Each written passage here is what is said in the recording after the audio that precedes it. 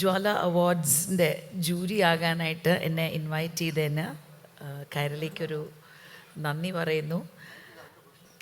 ശരിക്കും പറഞ്ഞാൽ വളരെ എക്സൈറ്റ്മെൻറ്റോടു കൂടിയാണ് ഞാൻ ഓരോ പ്രൊഫൈൽസ് നോക്കിയത്.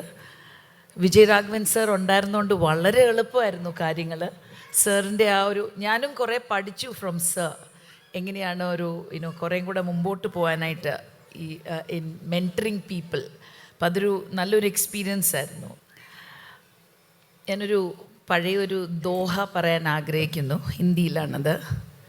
ഹേ സ്ത്രീ തെരി യഹി കഹാനി, ആഞ്ചൽ മേ ഹെ ദൂത് ആങ്കോ മേ ഹെ പാനി. ഓ സ്ത്രീയെ, നിൻ്റെ കഥ എപ്പോഴും ഇങ്ങനെ തന്നെ. In your breast is milk and കണ്ണിൽ കണ്ണുനീര്. പക്ഷേ നമ്മളുടെ ഇന്ന് നമ്മളിവിടെ നിൽക്കുമ്പം ഓരോ ഓൺട്രപ്രണേഴ്സ്, വിമൻ ഓൺട്രപ്രണേഴ്സിനെ കാണുമ്പം ഈ ദോഹ ഒന്ന് മാറ്റണം. ബിക്കോസ് ഹേ സ്ത്രീ, അബ് യേ ഹേ തെരി കഹാനി, ആഞ്ചൽ മേ ഹേ ദൂത്, हाथों में है लैपटॉप और आंखों में है सपने हज़ारे. എൻ്റെ മനസ്സിൽ തോന്നി ഇവിടെ ഓരോരുത്തരെയും കണ്ടപ്പം, കയ്യിൽ ലാപ്ടോപ്പ്, കണ്ണിലൊരു 1000 സ്വപ്നങ്ങൾ. ഈ സ്വപ്നങ്ങൾ ശരിക്കും പറഞ്ഞാൽ വെറും സ്വപ്നങ്ങൾ മാത്രമല്ല, അച്ചീവേഴ്സായി മാറി ഓരോ കാര്യങ്ങൾ, ഏത് പ്രോഡക്റ്റ് ആയാലും ശരി, അതിനെ ഒരു ഡുവബിൾ ആക്കി.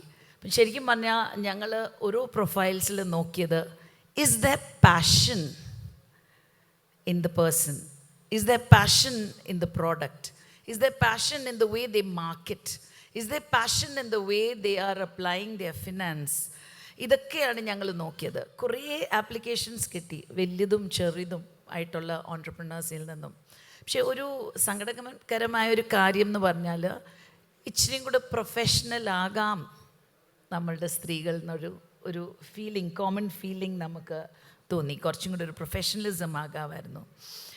ഐഡിയാസ് കുറച്ചും കൂടെ വേണം നമുക്ക്. ഐഡിയാസ് മൾട്ടിറ്റ്യൂഡ് ഉണ്ട്, പക്ഷേ ആ ഐഡിയാസിൽ ക്രിയേറ്റിവിറ്റി വേണമെന്ന് ഒരു തോന്നൽ വന്നു. പിന്നെ ഗ്ലോബൽ ആൻഡ് ലോക്കൽ മാത്രം ചിന്തിക്കാതെ ഗ്ലോബലിലോട്ട് പോകണം എന്നുള്ളത്.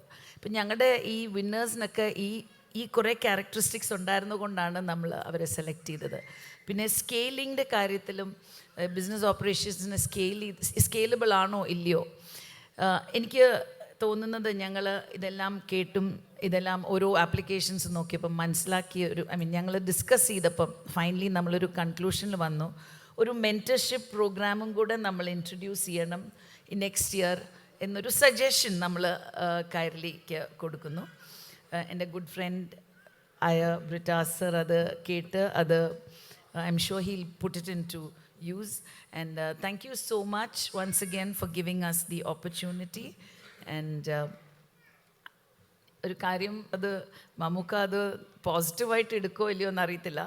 ഞങ്ങൾ തമ്മിലൊരു മമ്മൂക്കായും എനിക്ക് തമ്മിലൊരു കോമൺ ഫ്രണ്ടുണ്ട്, ഫാസിൽ അങ്കിള്. ഞാൻ ആലപ്പുഴയിൽ നിന്ന്, ഞാനൊരു ആലപ്പുഴക്കാരിയാണ്.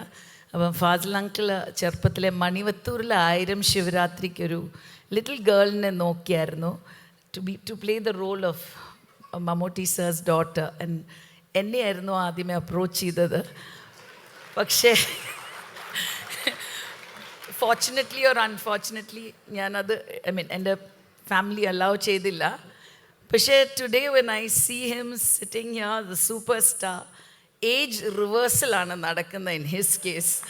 So big congratulations. You are definitely, ഇപ്പം നമുക്ക് കേരളത്തിൽ ഏറ്റവും അധികം ഹെൽത്ത് ഇഷ്യൂസാണ് എല്ലാവർക്കും ഉണ്ടാകുന്നത്.